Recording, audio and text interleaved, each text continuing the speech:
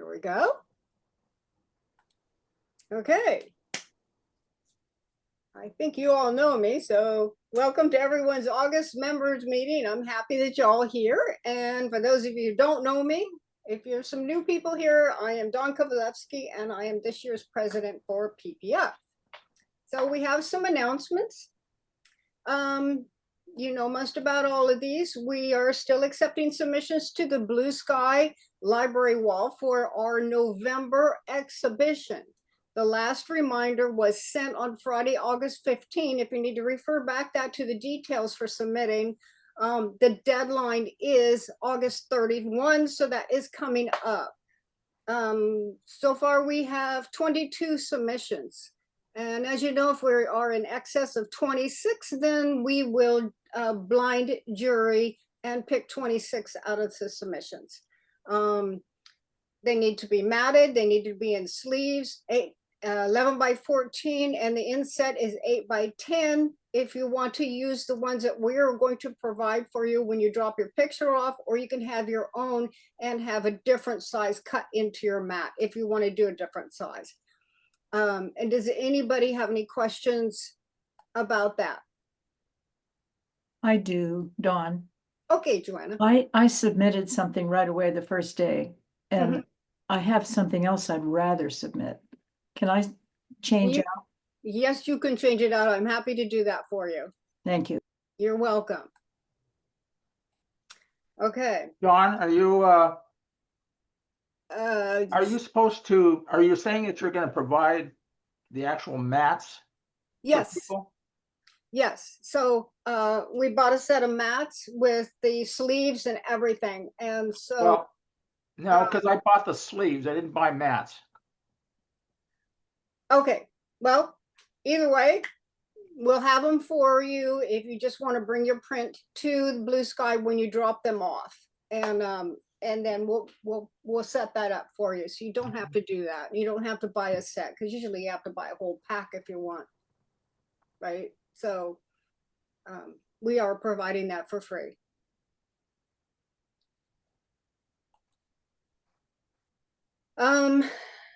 The annual book committee chose the theme Oregon, how we see it. So that will be, it will be your interpretation of however you want. It could be landscape, it can be street photography, it could be families, it could be floral, whatever or however you see Oregon. Okay, your favorite thing about Oregon, it's such a beautiful state, and there are, so far I've seen some incredible pictures come in, so I love that you're submitting. And the deadline for that is going to be September 22nd, so that is going to be coming up soon. Actually, time flies, you know. And the book is a compilation of members' photographs and will be available to you to purchase later this year, like November, December. And something new, we are going to be having an index at the end with your thumbnail picture, email address, and then of course the associated page number with your images in the book. And if you don't want your picture and email, we'll just use your name with the associated page number. So it's up to you, but I think it would be really nice that everybody gets to see who we are and kind of put a name to the face and add that to the book. So did anybody have any questions on the annual book? You're pretty used to how it goes. Okay. Don Jacobson had an announcement he wanted to make, so I'm going to let him take that away. Don? Yes, I'm going to be moving to a much smaller apartment soon, and I have back issues of Black and White magazine for the last several years, and I'm willing to give them to a good home if somebody would like to pick them up, and first come, first serve. I can find the chat. I'll put my email address. Oh, I just did it for you, Don. Oh, okay, great. Thank you. I jumped ahead. Great. So yeah, it's a pretty amazing magazine. So a nice collection to go through. I wonder if any of the other groups like, Blue Sky Gallery or some of the other like Dark Room or any of those places might want to have those magazines too, as possible. Well, that's a good thought. Yeah, because Blue Sky does have a library, they do libraries. So, all right, thank you, Dawn. Okay, and then as a reminder, we're going to be voting on board members in November for 2026. There's a total of 4 positions available, plus or minus.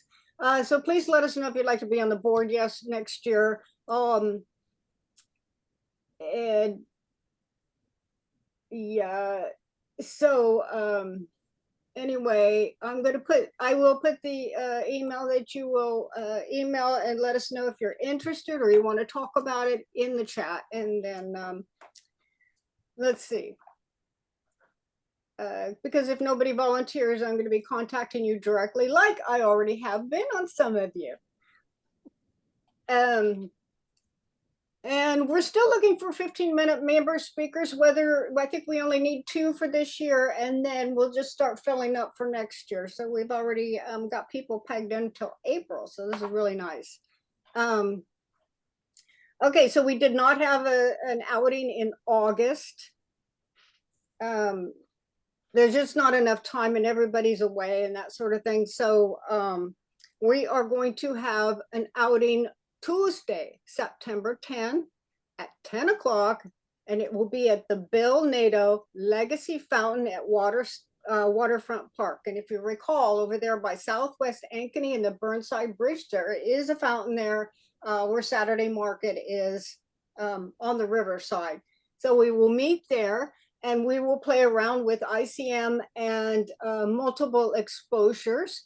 There is not an instructor to lead us or teach us, but we all will share in our knowledge and experience and help people out who have not done it before, or we're just going to go play around. So, and we are going to consider a lunch spot, but that hasn't been decided yet. And a informational email will come out soon about that. Okay. Moving on. Let's see. All right, we've had some great images sent in by our members for the Patterns Photo Challenge. This slideshow will take over 12 minutes, slightly over, and to shake things up like last time, I reversed the order of the names from Z to A. So hang on just a second and I will get that up for you. Oh yeah, and one of you sent images that were too small and I didn't notice it until this afternoon. And so I kept them in there because long story. And oh, Roxanne pointed out in chat that it's about Pep ventosa, and you have to Google that. I could not go off the top of my head, but it's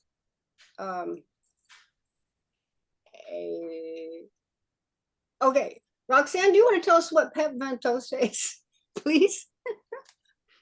It's about shooting in the round, where you walk around the subject and take anywhere from 7 to maybe 15 images, and then you blend your interpretation in Photoshop. Yeah. And I showed Pep ventosa, 3 Pep ventosa images at the last meeting, I believed. Not the slideshow, but the print share, and people were really interested in it. And so I don't know if it was the last one or the one before last, but if you're interested, look up Pep ventosa and you'll see what it is that he does. And that's what we're going to do. Not that we can't play with ICM and traditional multiple exposure, but this is a little bit different and it's really fun. Okay, that's awesome. Okay, thank you for explaining that, because I knew it was something a little different, but kind of similar to ICM. And so we can all kind of do all sorts of things. So that's great. Okay, thank you, Roxanne, for that. Okay, I'm going to share my screen now and then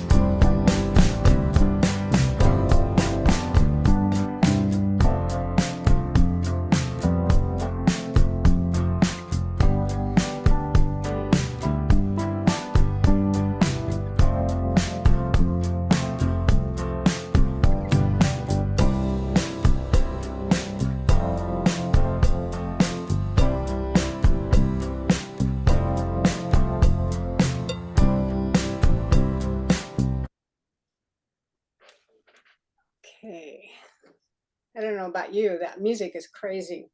At first I thought maybe there was two songs going on at the same time. And then I was scared the show wasn't gonna start. Anyway, we got through it. It's so great. Okay. Okay, to start us off, Megan Eubank, who will be our 15-minute member speaker tonight, is going to talk a little bit about her work. So without further ado, let's welcome Megan and her wonderful photographs to the stage. Hello. I take photos of all sorts of things with all sorts of cameras. I shoot digital and photography and film photography. And if I don't have any other camera, I use my phone. And for his presentation, I'm going to show you some of my favorite minimalist and abstract surrealist photos. I don't like to edit. So I usually want the camera to do my work for me. I do print film photos in the darkroom. And so there's a little bit of editing there, adjusting exposure, that sort of thing. But I'll go ahead and start my slideshow. Talk you through my process here. Just a moment. Can everybody see my screen? Yes. Yes. Side here. This was with my phone. I'm an architect, and this is from a building that my firm had under construction in 2020 and 2021. It's exposed subgrade aggregate gravel with the roof joists up above. So I was working when I took this and just, taking photos that I needed for my field report for work, and turned around, saw this, took a photo with my phone. I need that. That's more or less my process for a lot of photos. If I'm not working on a project, then I'll just see something and I need that image. And so hopefully I have a camera with me. I don't like to take photos with my phone. For some reason, I just resist that. Yeah, if I see it and I want it, then that's usually what drives me for any given image. I like good photos from work because a lot of times it's something that's under construction that you'd never see otherwise unless you're working on a job site.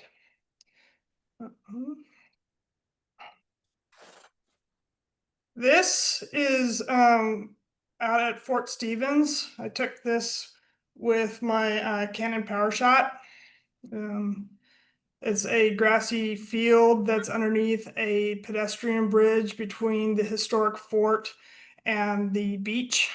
I've been out through there on that trail a few times now, and I always capture something really interesting off that bridge. I don't know what it is, just luck.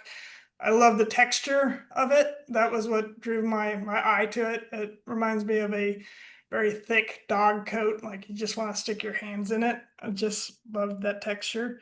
It's just grassy field. Took this in 2022 and went out there last October, and it looked completely different. So I just love how it changes out there. It's one of my favorite spots.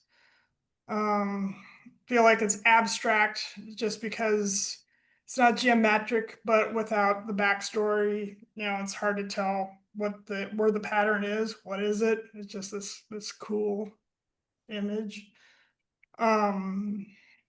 This is film. I took this out on the waterfront park on the downtown side back in 2019. These are crows just flying overhead. Just overcast either before or after a rainstorm. I printed this in the darkroom. This is an image that it's not possible to do with digital, just because you need the if you have any darkroom experience, you know the negative holder has a little cutout shape that you line up in the enlarger. Well, the negative holder that I was using was oversized, so I got a little bit of edge bleed going on, and that's how I was able to get the crows that are flying off the edge of the image. I've taken several photos like that where I just wanted that rough, unfinished edge to it. It was a lot of fun. I just went out there and just kept shooting until I, ran out of film, and then looked at my negatives and found like a composition that I really liked. This I took with my Canon XTI in December 2020. It's from the steel bridge facing downtown. It's the One Pacific Square building. I'll drop a link in the chat to the Wikipedia. You can see it's pretty clear from the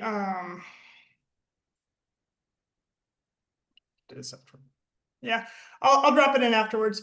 From the daylight image, what it's of, but yeah, I just saw something great.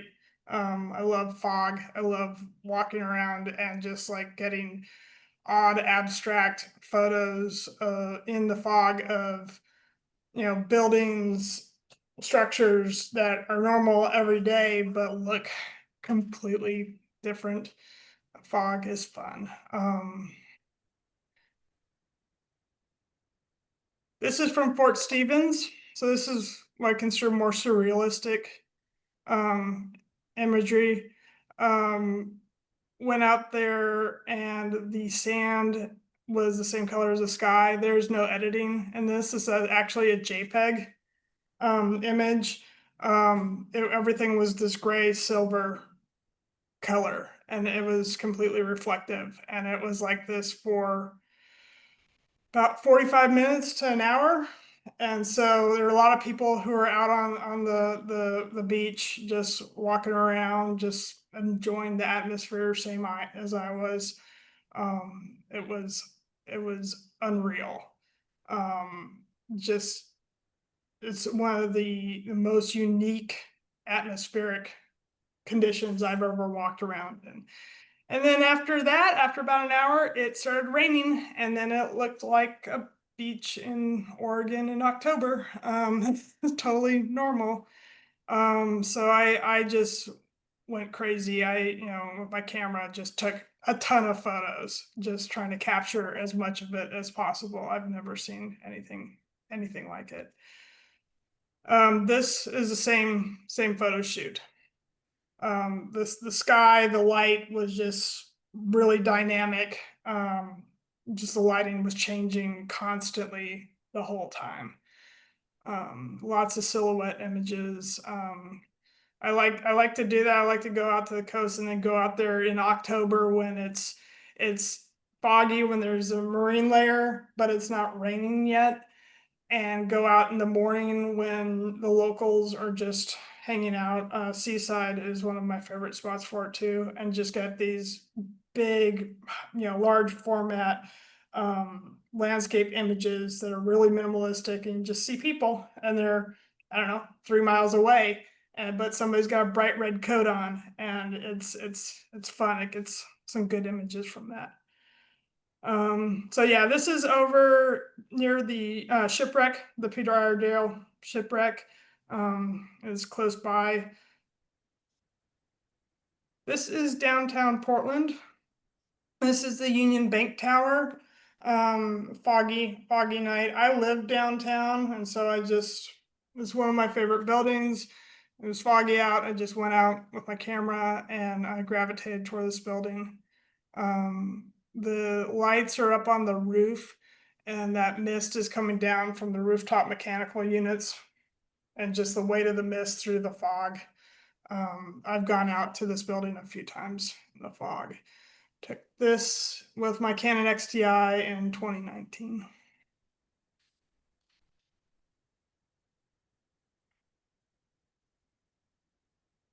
This is film.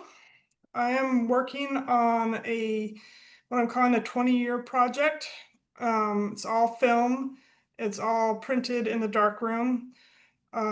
This is from Tanner Springs, so the reflection and the lily pads and the fish pond, with the surrounding Pearl District apartment towers. Love reflections, love, the contrast, the layers of detail. And yeah, I see stuff like that, and I gotta have it. A lot of times I'll scout out locations with my phone and just take a quick snapshot of the angle and the subject that I want, and then make plans to go out there with a different camera. I am near Tanner Springs a lot, and so it's a space that I'm familiar with, and just even if I don't have a camera with me, I'll just go over there and scout out spots. The 20-year project, I've been in Portland for roughly 20 years, and so I'm documenting in film locations that mean a lot to me, that I've spent a lot of time in the last, since I've been here in Portland. This is in Chinatown. It's a building that's on the intersection of 4th and Davis. This is a reproduction of a photo that I took for my thesis site. My thesis site was in Chinatown, my master's thesis, and I took a similar image back then. And so this is also part of the 20-year project, and it's a recreation of that photo. It's layering through reflection, sunlight, and then 4th Avenue behind me, and the wood carving. I've spent a lot of time in Chinatown. My office was there until about 2 years ago, and my thesis site was there. And so very, very familiar. It is what it is. The neighborhood doesn't have the greatest reputation, but it's important to me. And yeah, it's also printed in the darkroom.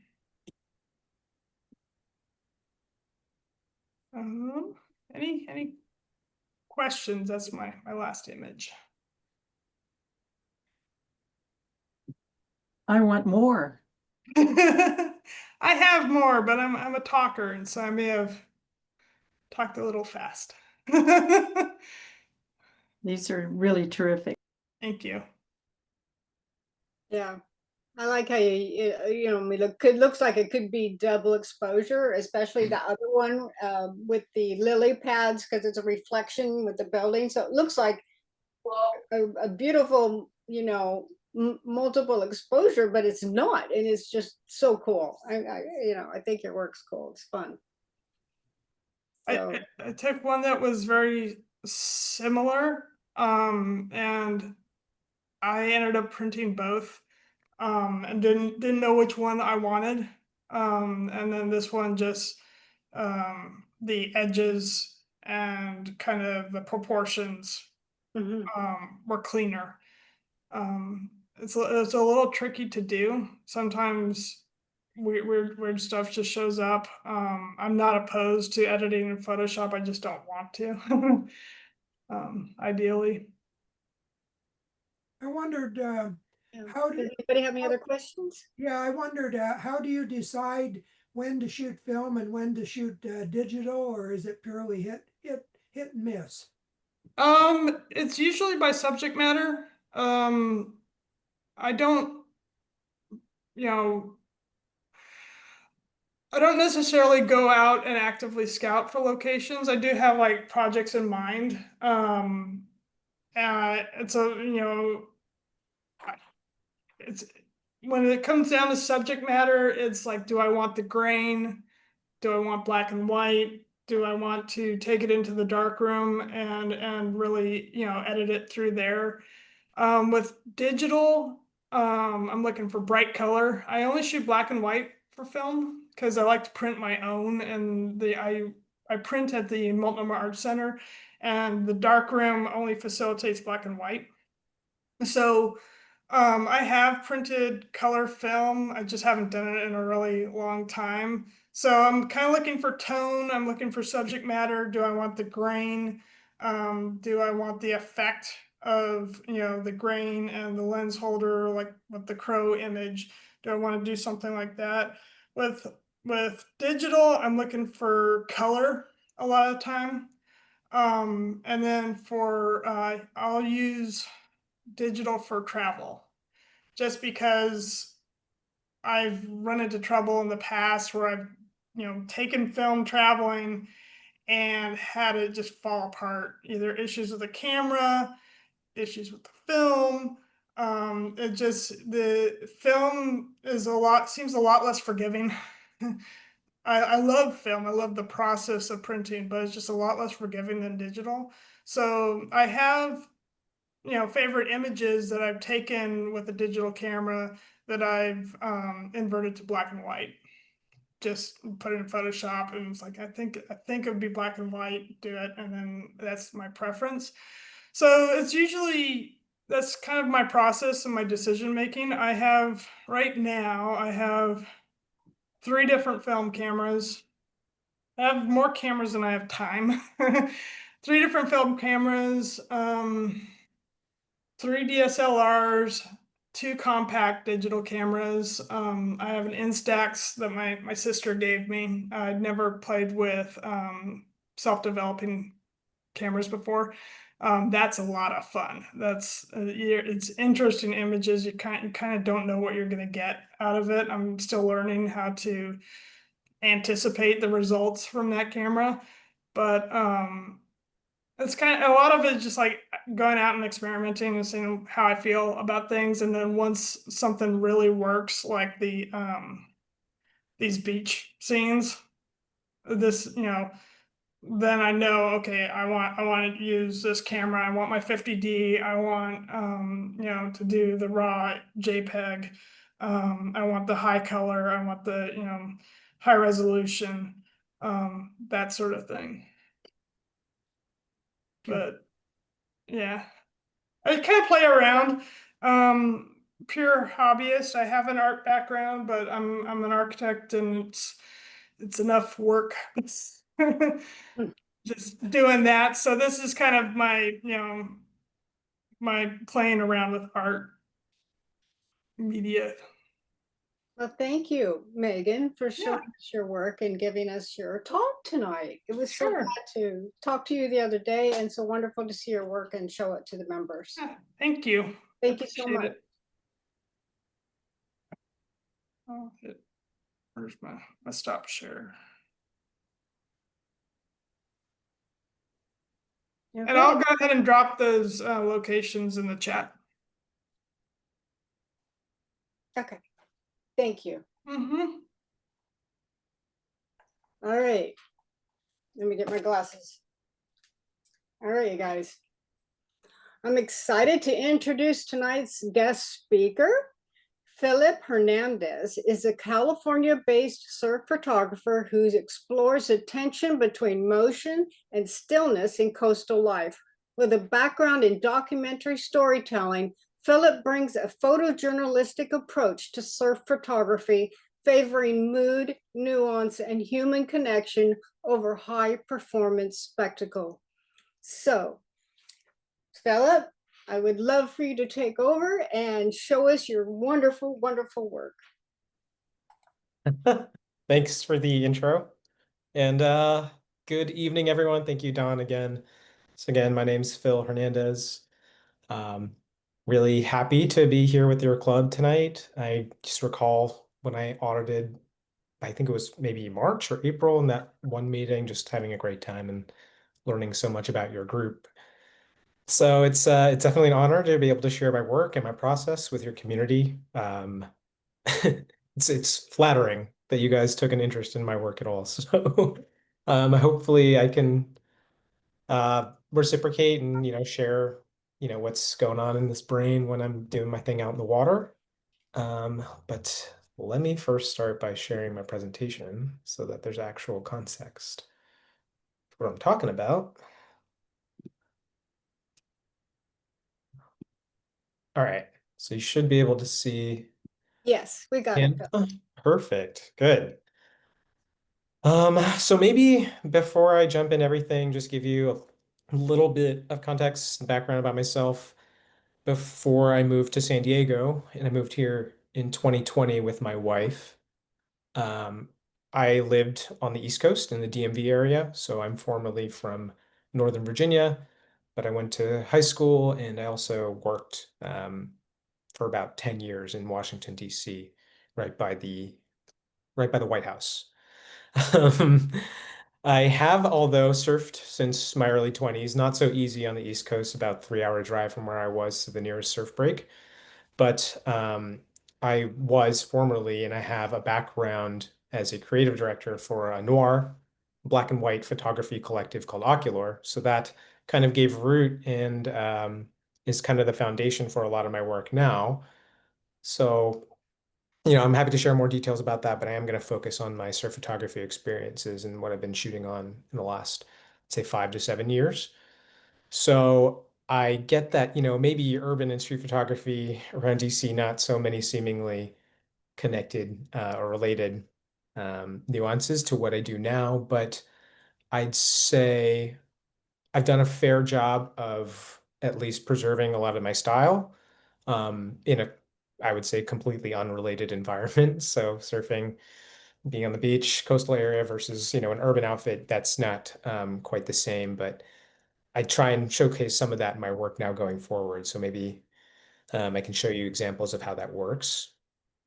So we're going to focus on, what I do in the water, travel photography, surf photography, the kind of storytelling approach that I kind of give to my work.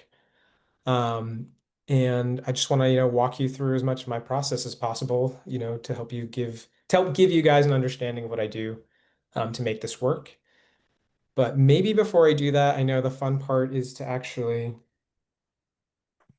um, give story to those photos by giving you a story about the stuff that I use. So the two cameras I have right now, and I do have backups for everything. Redundancy is a big thing for me, checklists, safety, and I'll talk a little bit about that. But primarily I use the SL2S system in a 24-70.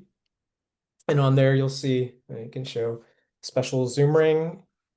It goes at the bottom of the lens, and that's important to know, and I'll show you in a little bit.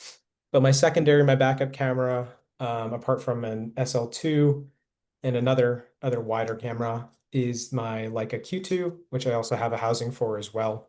So yes, weather sealed, but not water or dive rated. So they do require ancillary accessories, and typically a composite water housing is what I'll use for those. I've since unfortunately sold my Leica Q2 housing, but for the chat, if you do want to see what that looks like, I can paste a video that I made a while ago. It's a little tiny yellow thing. I missed that thing a lot. It was very convenient, but for my SL2S, I use the Aquatech system. This is what my housing looks like. And if you're familiar with scuba diving, your typical housing system's rated for certain types of depth, and this one is really only rated for about 33 feet. So it's not great for deep dives. Maybe shallow depth diving is what that's typically called, any more than 30 feet. This would not be very suitable. It's not pressure rated for that. There are top latches that attached to this back latch where all of the features and buttons typically are, and a couple knobs that reach to the back of the SL2S dial knob. Everything is connected to a shutter release cable. So there's a shutter button on the front and as well on the bottom. So if you're doing vertical shots, or if you're shooting from here, that shutter cable is connected to the camera. And then that zoom gear that's on the base of my lens actually connects to a knob here on the outside. That's, if you can see, sorry, hard to tell, but there is a knob there that turns that gear on the lens. So when it's in the body, I can use this 24 to 70 at range that I choose. So that's the housing itself. It's surrounded by a dry gasket, so you don't put any oil or anything on this. You just close the housing, latch it, and then ideally, if you've tested it in the water, it shouldn't fill up with any liquid. It's sealed hermetically. From the front, for my type of photography, I shoot typically above the waterline. So it does have a flat port. This attaches to the front here. It screws in, and this allows me to use, I can use up to a 50 millimeter, 1.8, but typically this fits the range of my 24 to 70 while it's in the housing. So that is my new primary setup. There are some other accoutrements as well. This trigger goes onto the bottom so that you can hold it kind of like a hammer in case you're getting longer shots or I have to move out of the way quickly in my positioning. We can talk about that in some of the photographs that I'll show you guys from cases where I've used it. But this is to sort of help you, be able to get a shot while your camera's over here. You're kind of doing some blind fire, unfortunately, very often with this type of thing. But that's just the nature of how it goes. And I can talk about that in a little bit. I do keep a squeegee on the front. I wax the front port. In case you're wondering about water spots, it happens a lot. You put wax on the front. And yeah, so that stays tethered to my arm when I do my in-water photography. So that is just a quick rundown of some of the gear that I use. I think it'll be easier and best if I start going into some of the slides. That way you guys have a better idea of what changes from scene to scene, the conditions that I work in, and how I manage those types of things from like a risk assessment point of view up to, how I compose as well. So this first slide is actually a back image of me from a friend of mine who also does in-water photography. It was shot on film, I believe, Nikonos 5, which is an underwater film camera, 35 millimeter. It has an internal electric light meter. And yeah, so he was behind me. I was shooting at the wave, shooting down the line on a left-hand break here in Pacific Beach, or near to me in Pacific Beach, and turned out to be a really great photo of myself. So I'd love to share that one. And then here is just a quick example. I wanted to share this because it's actually some of the worst lighting that I've ever shot in. And it shows how there are actually some cons to using the type of setup that I use, in that it's not rated typically for shooting underwater unless it's fully submerged and with really good lighting. So what you see actually at the the bottom half of the image is a fair amount of distortion. So when you're shooting underwater, of course, there's diffraction of light. And using a flat port, you're going to have water as close to the lens as possible, shooting at this range. So that actually creates a fair amount of distortion in the image. So underwater, if you do want to capture things like scuba diving or those over-under shots, a domed port would be much more applicable, more suitable for these kinds of situations. I don't use a dome port because I don't typically shoot underwater, but I do have some samples of that I will talk about because I do break the rules very often. That's just part of what I do. But I did want to share this just kind of an example. I use it for myself to remind myself, okay, that's not really what I typically shoot, but I can if I wanted to. I understand the tenets of being able to shoot this type of thing underwater. So this is with the setup that I just showed you, SL2S, same housing, same dome port, same lens. And then I have had other setups in the past. This is from my former X Pro 2, so I used to shoot Fujifilm.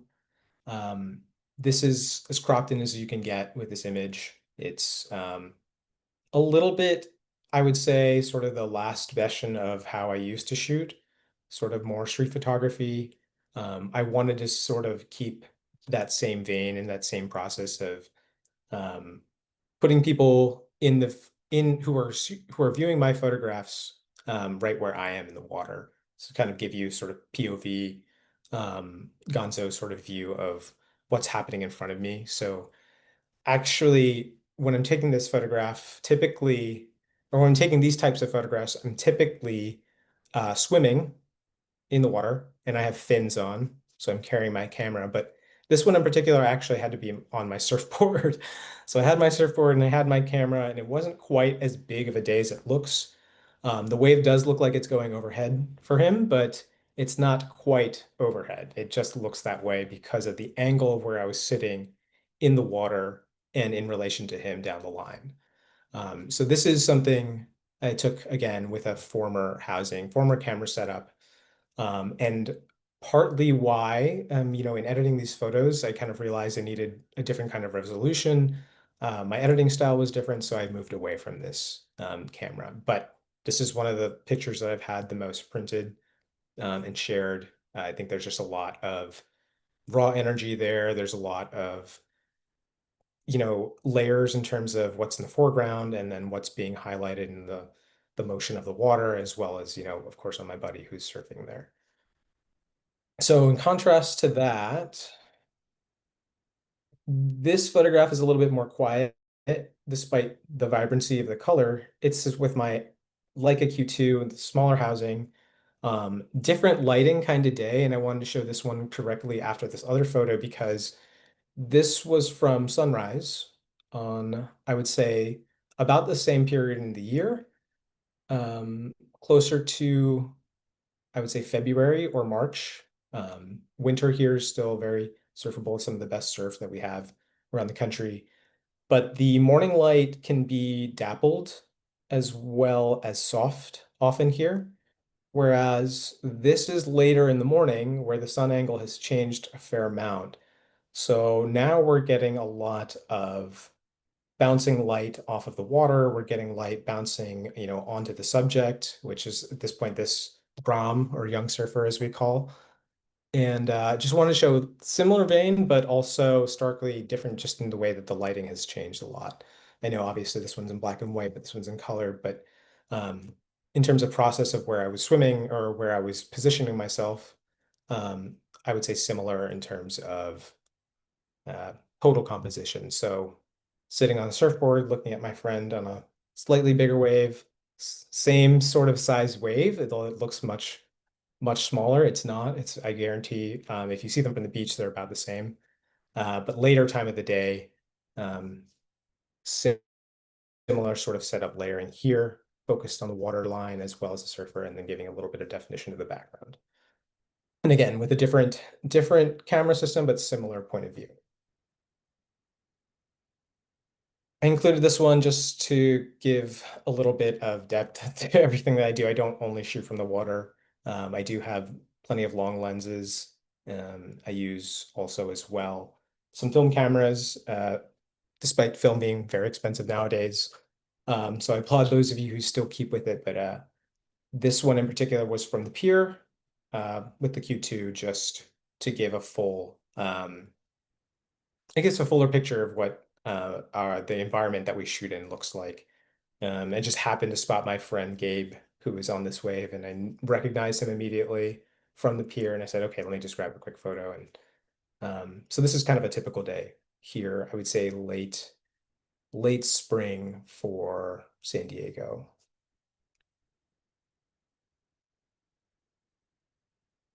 Getting into some of the more light play work or pieces that I have, it's very difficult to shoot sunset. Maybe as I mentioned, when it comes to shooting at the waterline or close to the water, for those of you who have tried, it's not the most favorable because of how much dynamic light there is, especially if you're trying to get a very singular or consistent set of exposures, I'd say. But it is a lot of fun. It's just one of those things I have a lot of trouble with, especially, when you're carrying a housing, you have kind of limited access to your settings. It's hard to be agile in those situations. You kind of have to shoot with the conditions that that you are given, excuse me.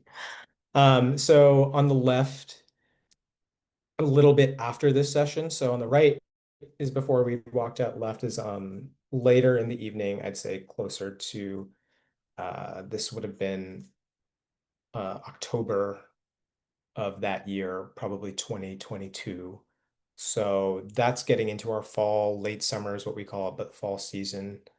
A little bit cooler water, lower water line that time of day, but the sun angle against the water made it very difficult to shoot because we're basically shooting towards the sun at this point, as we're looking at the lineup.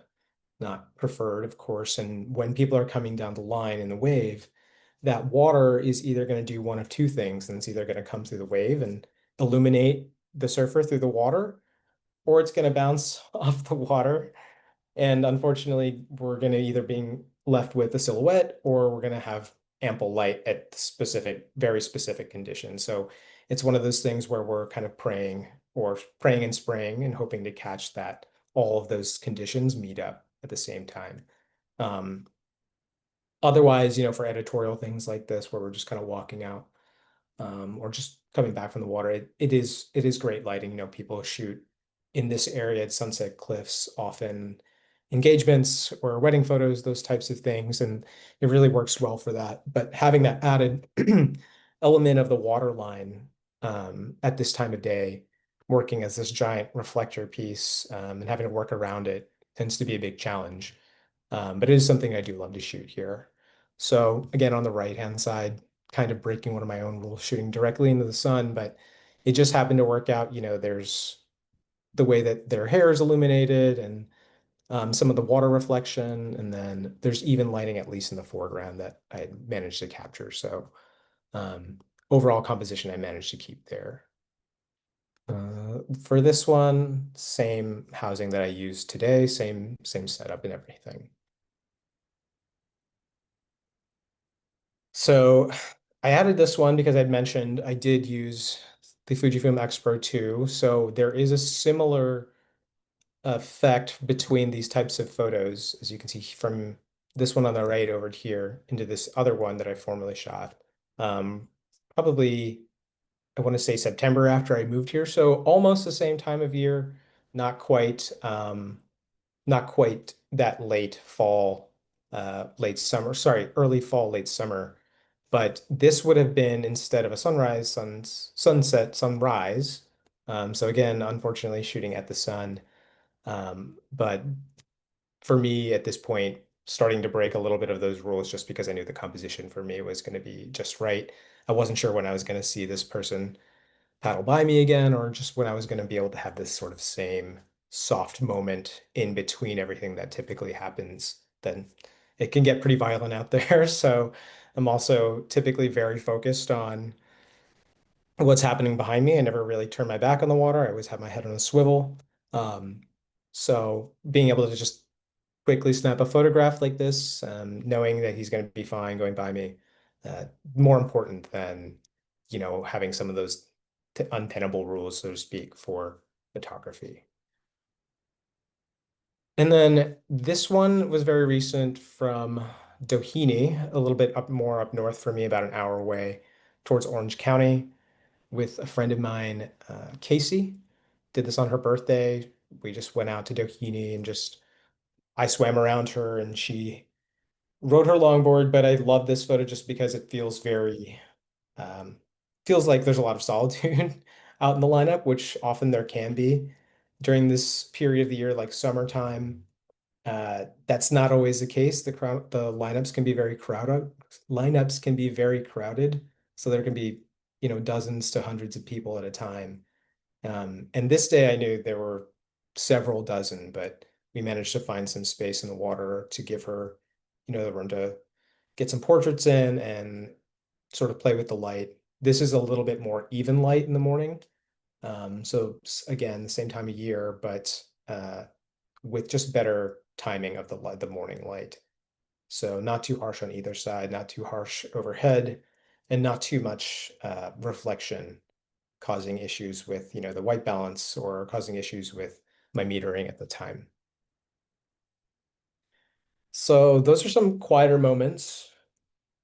I want to start getting into a little bit more of, people doing their thing on their surfboards, a little bit more action. This is again morning light. Morning light is still favorable, as even though you typically think about those sunset shots, it's really difficult to get those in water and time the lighting. And I have some examples of those. later on, but this one was a morning light here in Pacific Beach with my Q2, and I knew that the light at this direction in this break, when the wave breaks in this direction or coming from this direction, that reflection kind of works for us. So now the reflection is giving a little bit more definition to her face and the side of her torso, and any of the darker spots from the sun are now behind us. So it's not uneven lighting, it's more even lighting on our subject. So I do look for that as much as possible. At least now I'm a little bit more discernible when it comes to that. Before it used to be go out and swim wherever I could or whenever I could just because I really wanted to do it, but not that didn't always yield or doesn't always yield the best results. So that is how I plan those. So from here to here, and I was just talking about how sunrise is more favorable. Sometimes, again, we can find moments when the unfavorable conditions can actually work for us. So this is in Waikiki. This is sunset. This is golden hour. I would say, I want to say this is around July around then. So the swell, not quite so big yet, nothing crazy, not what you'd see code red, those types of alerts. This is more a mellow day in Waikiki near Diamond Head. Very popular spot for surfing, and this is Zoe. She's an up and coming younger surfer. There's just enough light on the back end of the photograph to illuminate this portion of like the tourism skyline, which I thought really worked well. They have great cloud coverage, the right kind of cloud coverage for sunsets at this time of year. It's just dappled in, streaky, and you get a good amount of haze to help diffuse the sunlight into all sorts of colors. And it just happened to work out this way. The lighting was so even though I was pointed mostly at the sun, but some tricks to being able to get around that, of course, are, putting the sun behind certain elements. And in this case, because the wave moves so slowly or so mellowly, I could use this front end of the wave to kind of help with pushing that light, and had just enough time. So as I'm swimming, to just be able to frame that in my composition and then also be able to catch Zoe in the sequence. So that's how that looks when the light lines up the way you want it to. And again, I still prefer sunrise. It's so much easier to get a better image, even from a boat or from bigger waves. That much light is much more preferred. Sunset is a little bit of a challenge, and yeah, this just happened to work out that way. So this is earlier in that same day, or I would say maybe the day before. Very close to the same spot, a little bit further down south towards Queens break. Mai, who is also a great young and up and coming surfer. This time again, but the sun is behind us, so now a little bit more even light. Same housing, same but earlier in the day, just more even. So you can see sort of the difference, but very similar spot. You can see, I mean, if it was really the same day, within a matter of hours, how different the light can be just waiting.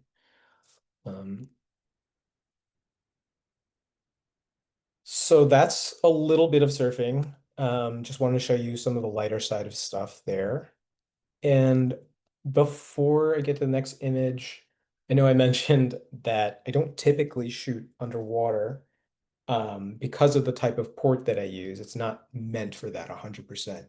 But with the right amount of light and the right amount of focus distance measured out, it can line up sometimes to get some really fun images.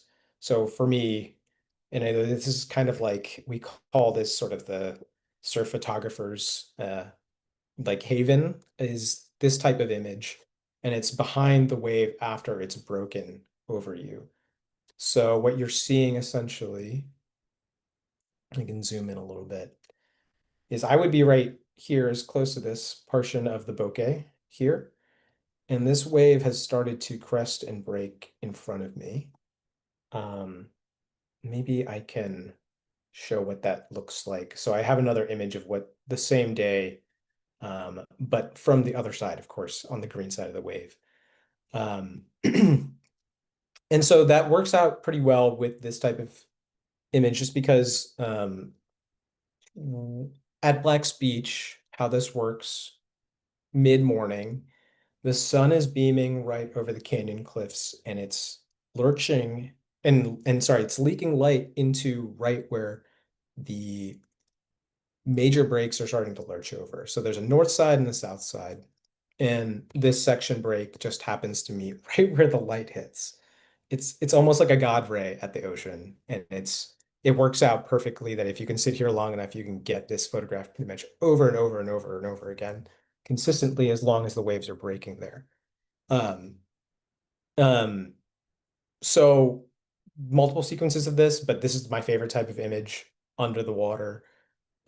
You can tell maybe here, I've talked a little bit about details before, but the reason why it gets so much darker on this side and darker here is because the water is actually fairly deep. So in order to get this to work out properly with the minimal amount of diffusion, minimal amount of distortion, is enough light has to penetrate through the superficial section of the wave where it's starting to break and it's allowing light to get through, all the way to where there would be a break in the light line. So that gives full depth to what's actually happening in the image.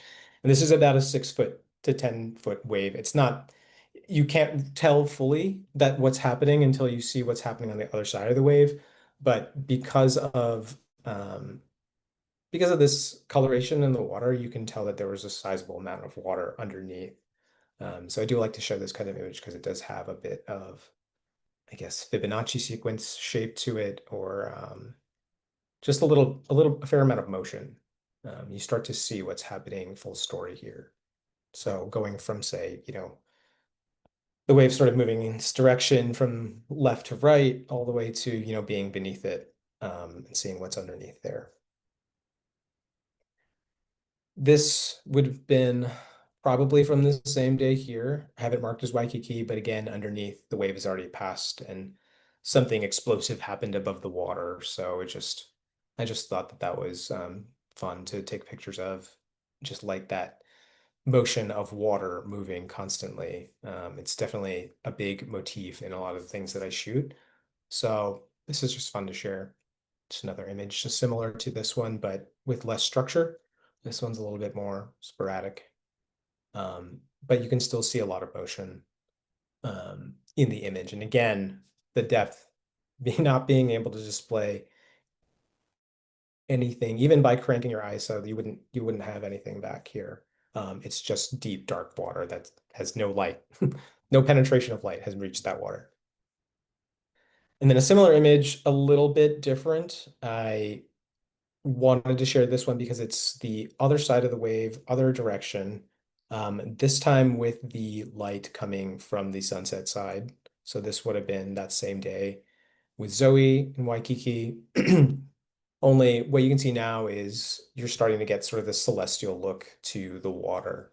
And again, with that diffraction of light, you're getting all sorts of colors and fun little sparkles and things like that. So that's something I like to incorporate when I can into other images. Kind of elusive because it is difficult with the setup that I have. You tend to have to pick one or the other in terms of dome ports. But when I can get them, I cherish them a lot. So this is definitely a photo that I love to shoot with.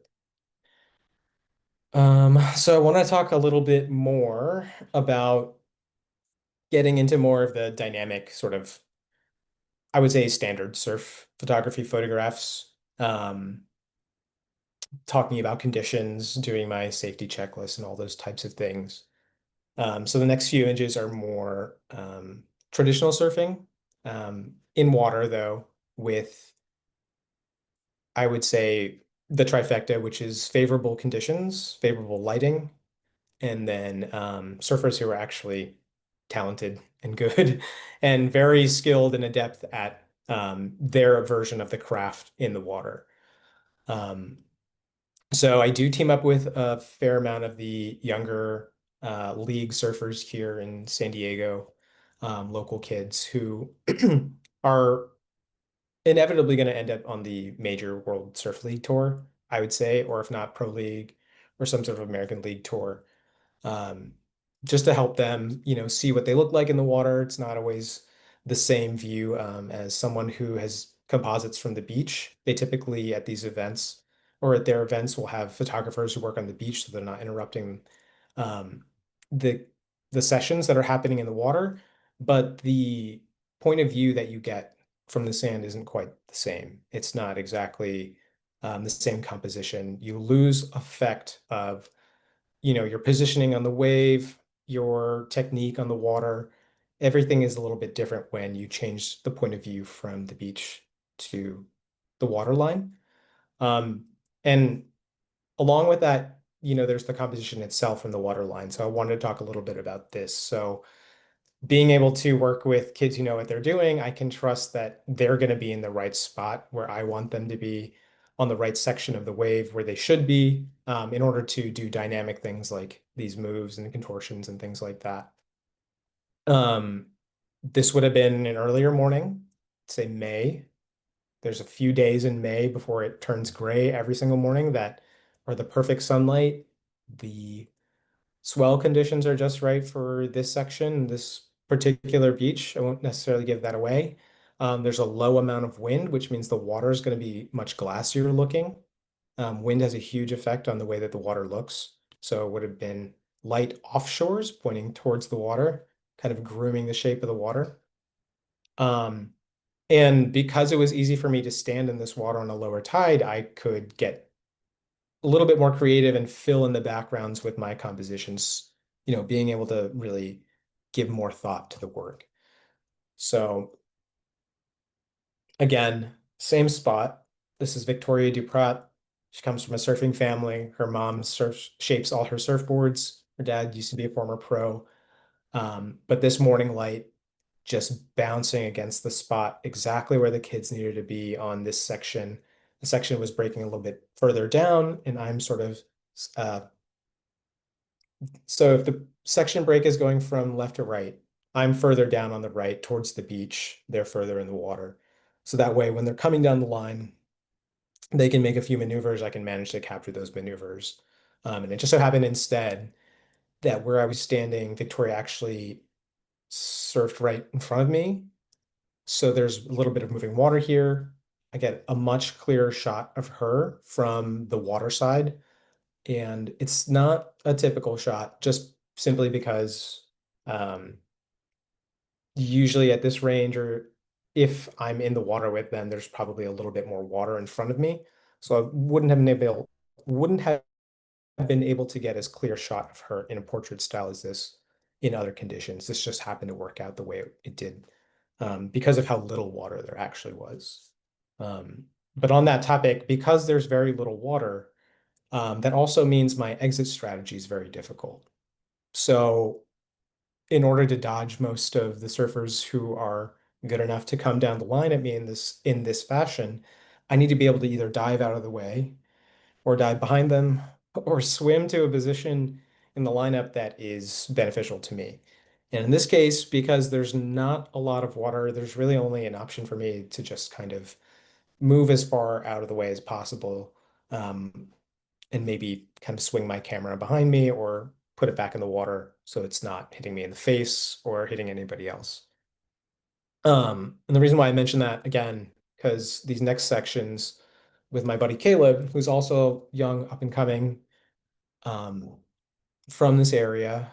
So this section is sort of your standard him in a barrel. This was probably the best wave of the day. You can still get a little bit of that coastline in the background to give context to where we are, give a little more depth. But at this depth, there really isn't anywhere for me to go. And for someone like Caleb to come at me down the line this way, and I know his his level of competence and level of skill in the water, I can trust that he's just going to be able to move out of my way and we're both going to give each other enough space. But if he hadn't been on the wave and just me, if it was just me on by myself, just kind of trying to get this water shot, there's really only about 2 feet of water at this point between me and the sand. So it just so happened, you know, he was able to go around me to my right hand side, and I was just able to push through this wave just with enough space to not get hit in the face. I do now wear a helmet most days just because it's the sensible thing to do. So it just helps me avoid those situations. But this would have been with the 24-70, probably at about 50 millimeters. I haven't checked the metadata for this one. But again, to get this shot, you have to be in a pretty harrowing position, unfortunately. And that's just the nature of this type of photograph. I did mention the handle that goes on the bottom of my housing helped to get this shot, so I could pull a sequence starting at the beginning while I'm in the water with him, viewing through the viewfinder. And while I'm diving out of the way, just kind of move my camera as close to him as possible.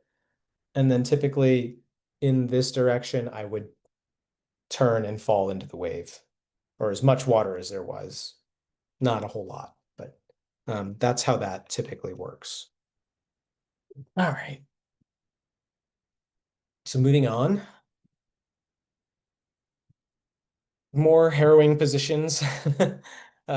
Just want to stress that, you know, safety is still the most important thing. So I do this a little bit less. I do this kind of positioning a little bit less, rather, I should say, just because to get these shots is a fairly dangerous game.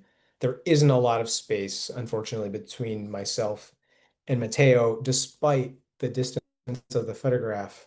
His only option is to, when he finishes this maneuver, he's gotten a lot of speed.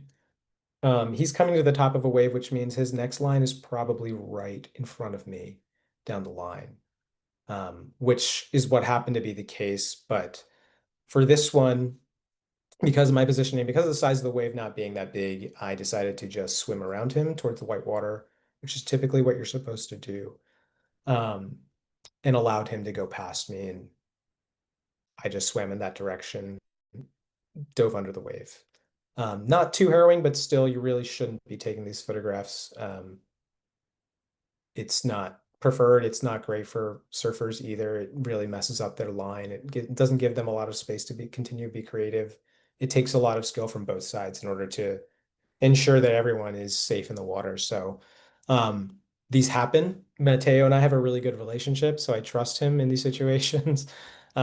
He's one of my surfers who is always pining to get me out in the water when things or conditions are good. So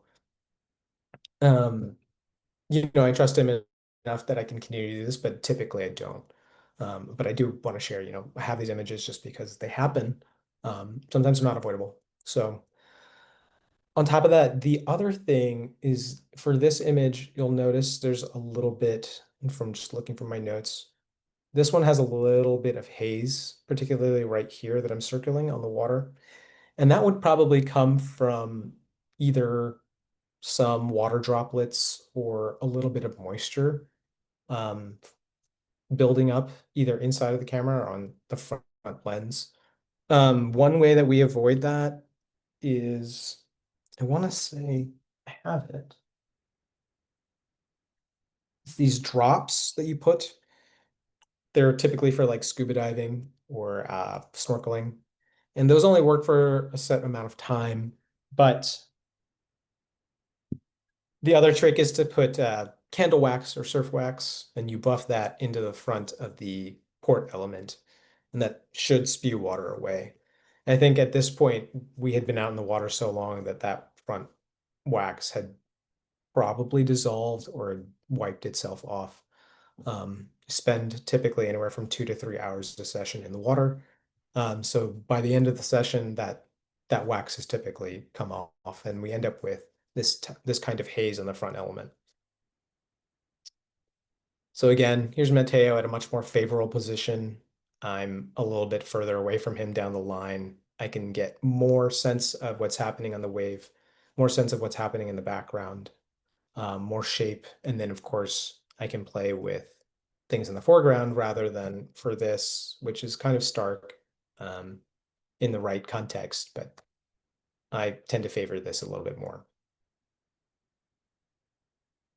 So I think this whole morning, in particular, I'd said Mateo, again, pining after these kinds of waves all the time. He is one of those kids, he just kind of goes for it. And we weren't quite getting in the right position for these photographs. He really wanted to be in the barrel. So these are just samples of, what that looks like. And the number of sequences it takes to get the right photographs. We had gone maybe, this might have been the second hour. I'd at this point probably taken about 800 to 900 sequenced photographs just to try and get him in the right position. And in the background of this one, you can see that's probably where we wanted to be. The shape of the wave is a lot more favorable.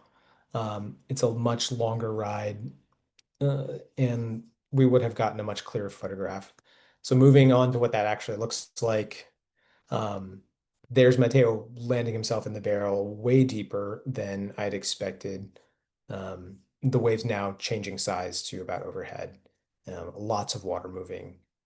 But same photograph, same day, just a matter of timing his sequence with, where I was in the lineup, and the type of wave we were trying to catch him in. That's the beginning of that wave. So another herring condition is, again, I tell people not to take these photographs from the water because positioning wise, this means, of course, you're going to get beautiful light dappling through sort of the thinner edges of the top of the wave and this beautiful gradient. But unfortunately, I'm standing in a riptide waiting for this wave to either pass me well behind me or it's going to land on top of me. And 9 times out of 10, this wave is going to land on top of you when you're at this position. So really terrible place to take a photograph, really terrible place to be in the water. But Mateo, who is this one, again, pining for these kinds of photographs, and I have to give him what he wants because he's so good. And I love taking photographs of him and being out there. It's just, it's good to keep your other watermen happy. So this is just one of those things. Maybe not my favorite photograph to take because of the tumble you have to take afterwards, but again, this is the ending result of being in a herring position. Similar time of year, winter, Black's Beach, it's our canyon break. There's tons of sand, as you can see here, which means also there's a large egress day to day. That means the swells are getting much bigger day to day. Leading up to something like this, which if you can see, I'd mentioned earlier Black's Beach having a north peak and a south peak. This is on the northern end, and I'm on the southern end. And in this frame, you can see several tiny, tiny surfers headed towards what is a growing swell. And in the background, over here, there's a pack and then a secondary break here before this one breaks, pretty close to them. I'd say this is about 12 feet. Told this story before. As you can see, again, I'm in the worst possible place. It's not good to be at this range for the wave with your camera gear at this speed of the water this is moving. Simply just because you don't know what's on the other side of this break.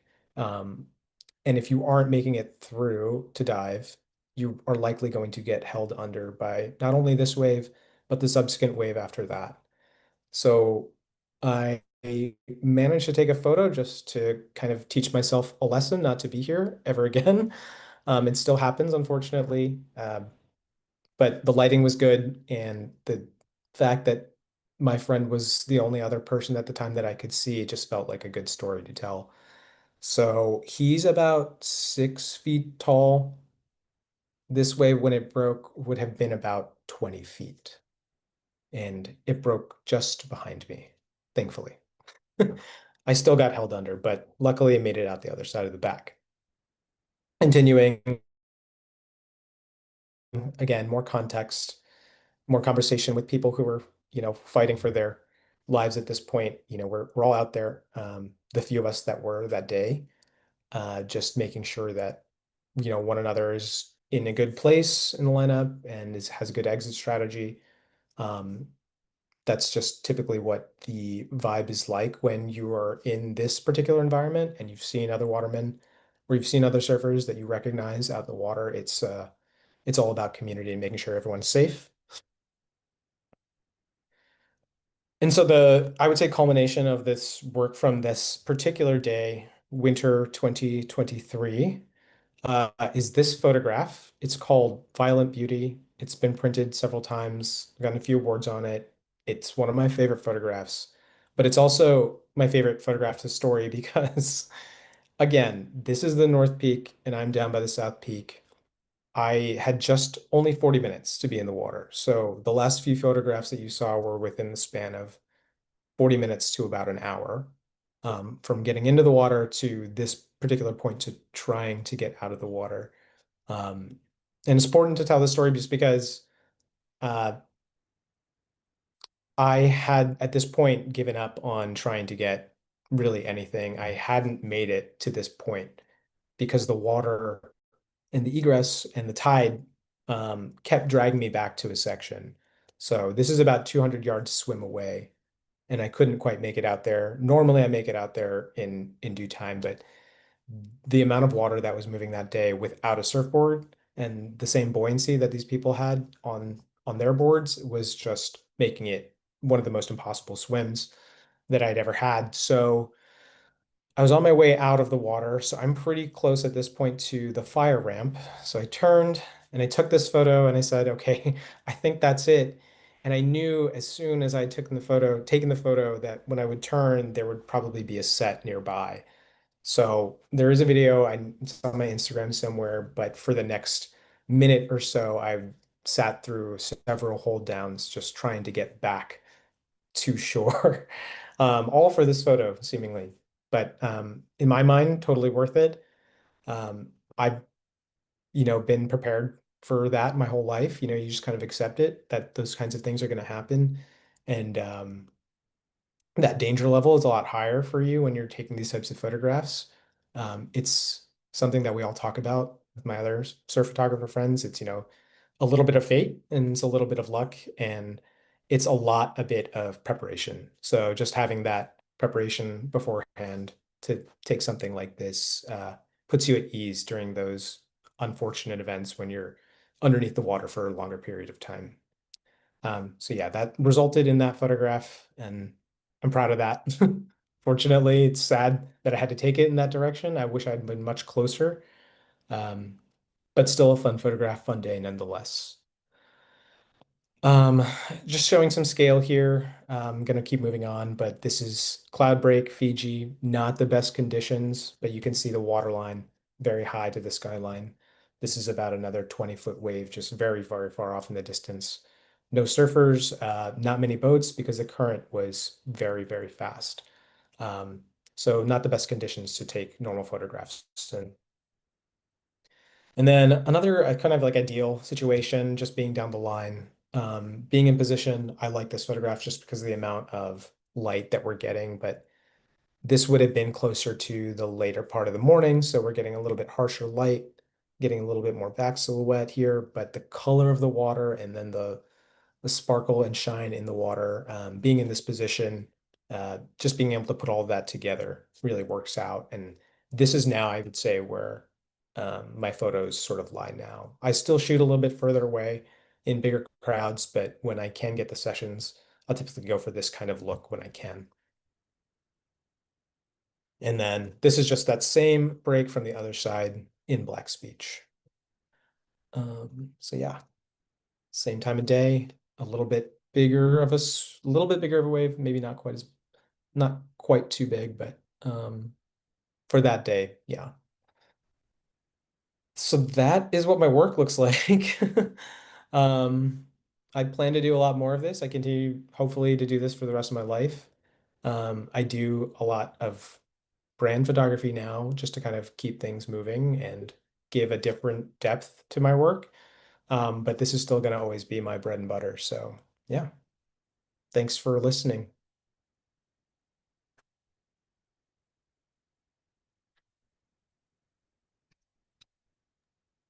Wonderful, thank you.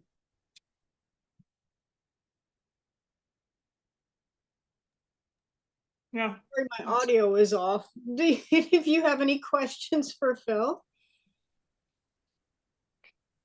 Well, Phil, my first thought was, I guess somebody has to do it, but I'm glad it's you and not me. I'm glad it's me, for sure. Yeah. Looks really exciting. Yeah, I kept it slow at the beginning, maybe shooting smaller waves first and shooting, a little bit more distance, but adrenaline is just one of those things it accompanies this art form, so you kind of have to go after it. Mhm. And are you always just swimming free? You're not on a surfboard or one of those So water yeah, things? typically now, yes, I swim rather than being on my board. It's difficult to bring your camera on the surfboard without it just messing up your balance or otherwise. Hmm. Next step would definitely be to shoot from a jet ski to get that water line. That's for much bigger waves, much more dynamic conditions. I am a certified surf responder, but I haven't run those particular exercises to shoot with a camera and also surf respond. So that would be next, though.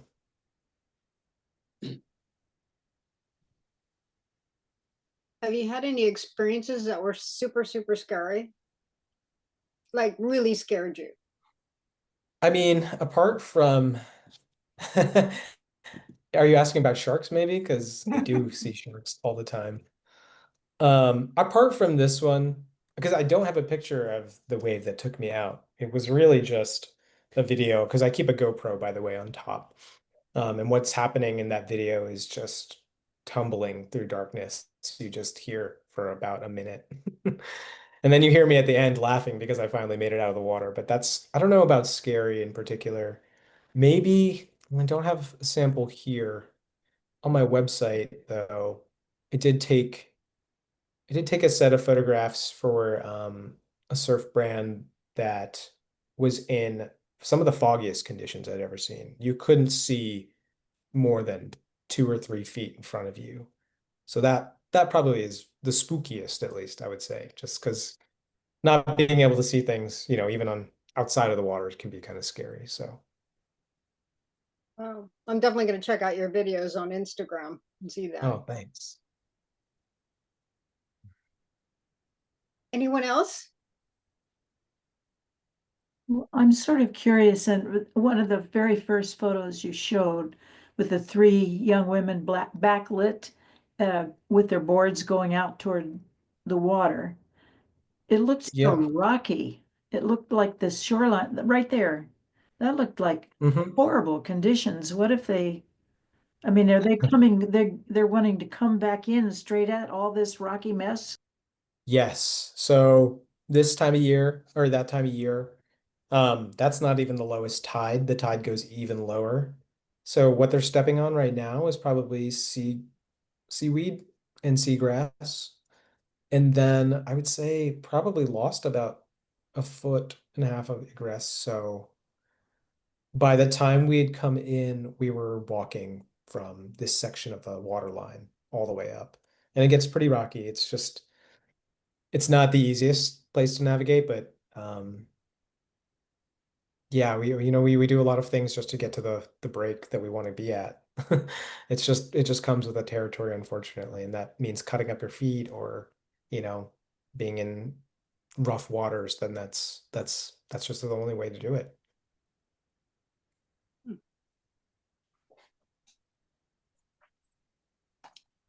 That's the side of things you don't usually think about. You No. think about the big waves, but you don't think about the getting out there and coming back in. Yeah. Yeah. Yeah. And it's funny, that's why I mean, I definitely have those photographs. I don't didn't put as many of them in here except for the one of Caleb just sort of deep in that barrel, but that's kind of why I like these photographs even more, because you're seeing a lot of the things that are happening outside of, what's happening in the water. Hey, it's Catherine. So I'm Hey, the one that found you. hi. Good to see you. Yeah, you too. Do you have who in the surf photography world, I guess, do you look up to, or have you, Oh, yeah. taken just like your friends or your favorites, I guess? Yeah, my favorites definitely are the people that do the things that I wish I could do the best. Mm-hmm. So John Hook is from, I want to say he's from the North Shore.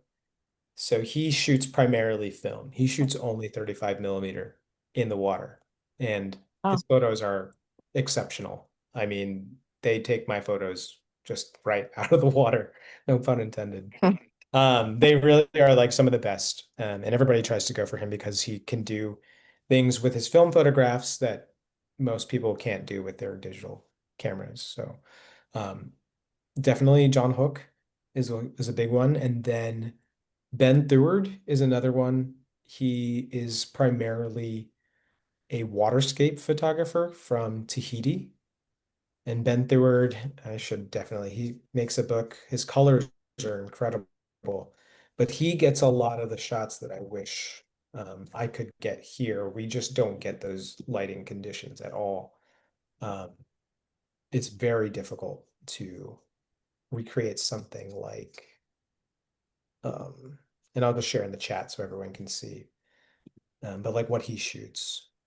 Just curious. Yeah. And some of that, again, That's- comes with the environment, like if you're in Tahiti or Fiji or certain parts of Hawaii, you're just going to have better access to better conditions, better lighting on a more consistent basis.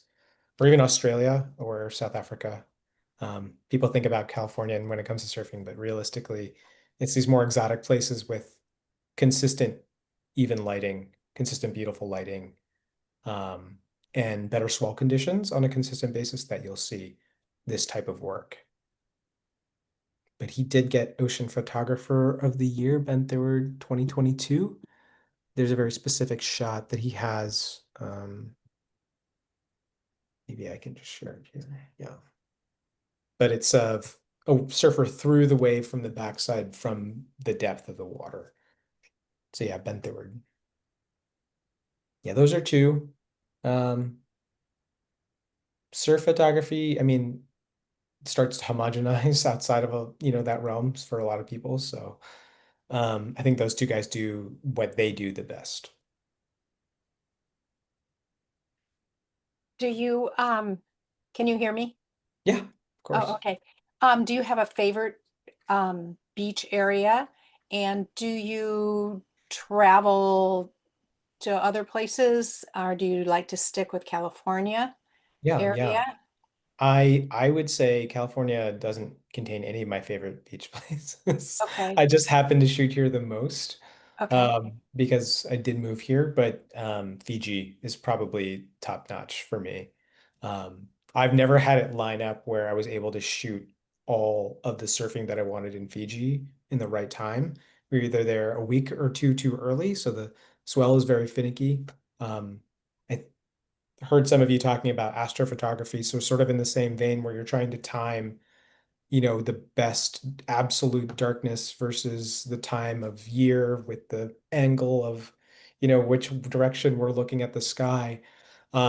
You have teams of people who will chase swell systems and weather systems around the world to great precision.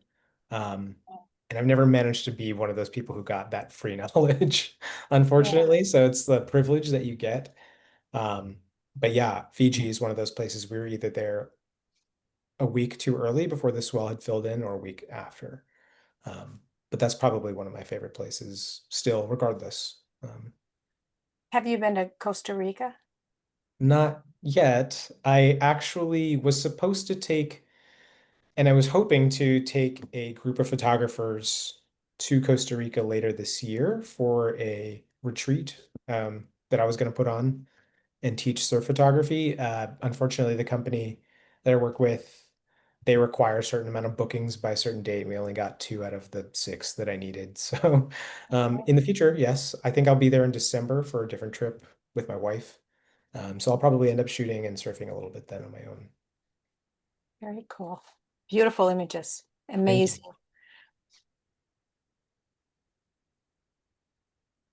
Any other questions? Just a technical one because I shoot film and so I'm pretty familiar with film cameras. When you shoot film underwater, what do you do when you run out of film? Do you just have multiple cameras with you, or are you just 36 frames and that's what you got? I typically only, when I was shooting with the Nikonos, would take one exposure, or sorry, one roll of film per session. But I do have friends who will use multiple cameras at a time. They're fairly light compared to lugging something like this with a housing is exponentially heavier, unfortunately. So being able to have options, Nikonos 3 has no electronics parts in it. It's a very lightweight camera otherwise. And having 2 of those, strapped to you while you swim, pretty non-intrusive, I would say. So that's standard, I think. If you follow my friend, and I'll paste it in the chat later, he does only underwater photography with film cameras. So that's his whole thing. And he usually has 2, so.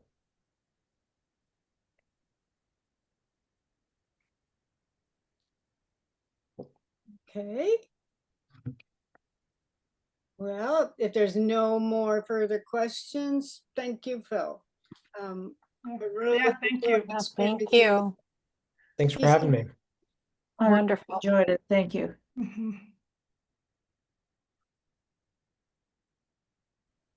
Got it. I heard someone talking. Okay.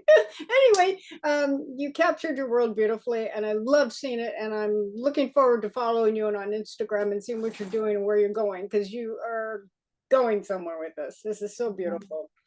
Yeah.